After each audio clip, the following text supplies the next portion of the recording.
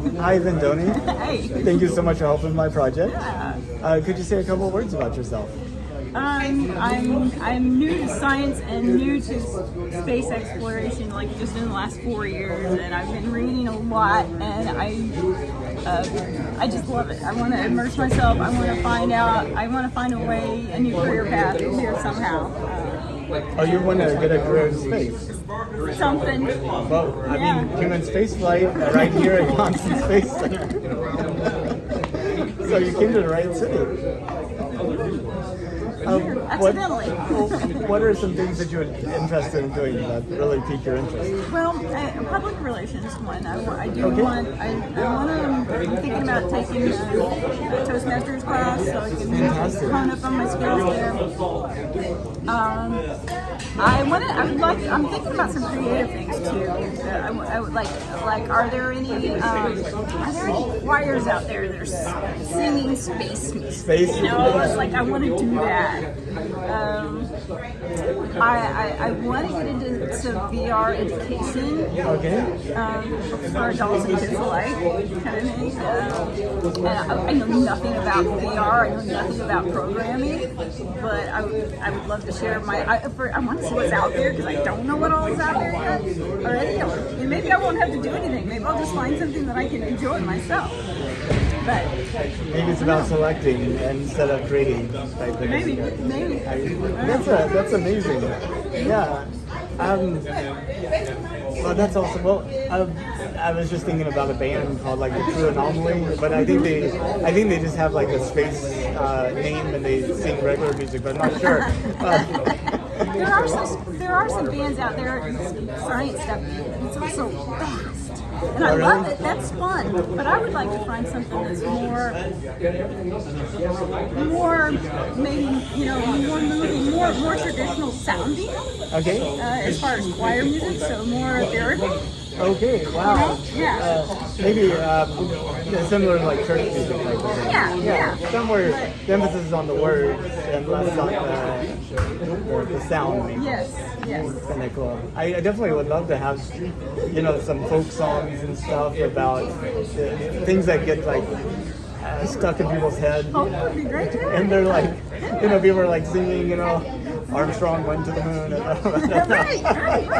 It can be educational too, The important thing is it has to be entertaining and catchy. Yes. You picked up a moon rock and came back, and everybody's like, "Oh my gosh, where'd you get that?" It's like, "I got it from the moon." Kind of like composing on the fly here, but it's not working out well. Right, because I'm not a composer. Oh well, but we can figure out some stuff.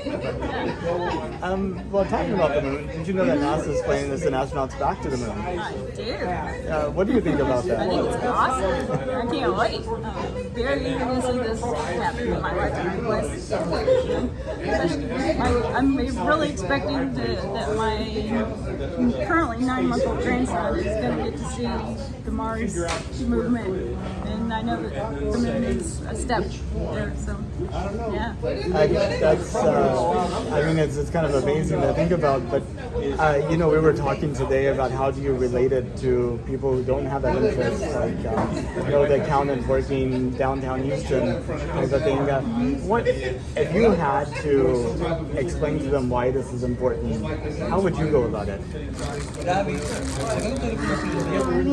I don't know. I would probably just be a sounding board for things that everybody else has said, but it's in our nature. It's an exploration. Even though we haven't fully explored the ocean, I know there's a lot going on there now. In the next several years, there's going to be huge advancements in the ocean, so we got to keep going.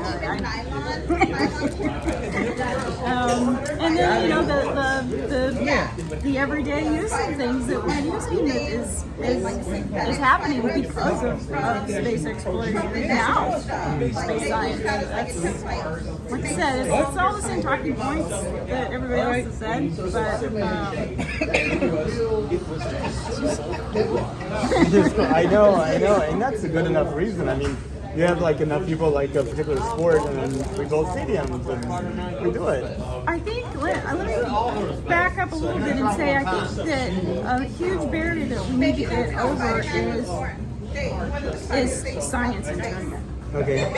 Because if more people understood science, they're going to understand more why space exploration is important. And it's almost like we need to engage them more. Like they need to get their hands dirty and actually in science. And that's what I want to find my little niche somewhere to get that out. I like it. And we would love to work with you in our club and everything to make that happen. I'm here. I'm in. In 200 years, where do you see us getting? Do you think Mars, that city on Mars, is there in 200 years and it's old hat and people are going, oh, Mars, already done that? I think so. I do. I think we'll be beyond Mars by 200 years. I mean, look at how quickly, what is there's some law, and I don't remember the name of it, about how fast science expands. Okay. And like so Moore's law was like the like transistor on chips.